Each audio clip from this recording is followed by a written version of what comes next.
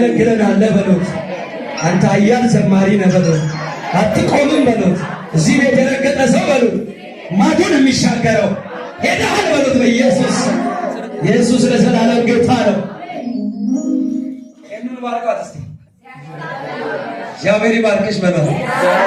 በጣም ጎበዝ ናት። ፕሮግራም ስትመራ፣ መድረክ ስትመራ የሚገርም ነገር ነው ያለባት። አሜን። ሲባርኳት እግዚአብሔር ይባርክሽ በለው። ለምንም ይበሏት።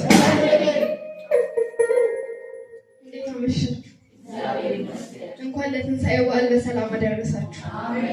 ይህ ቀን እንደሌላው ቀን አይደለም፣ ለእኛ የተለየ ቀን ነው። ምክንያቱም ክርስቶስ ኢየሱስ እግዚአብሔር አንድያ ልጁን ክርስቶስ ኢየሱስን ወደ ምድር ለእኛ ሰጥቶ በቀራንዮ መስቀል ላይ ተሰቅሎ በደሙ እኛን ያዳነበት ቀን ነው እና የተቤዠን ቀን ነው። የዘላለም ሕይወት የሰጠን ቀን ነው። ስለዚህ አንዴ ለዚህ ጌታ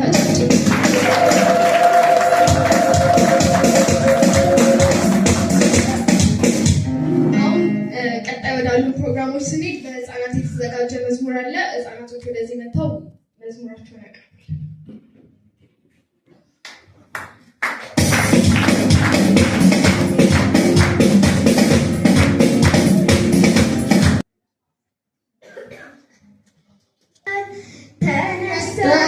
Yeah.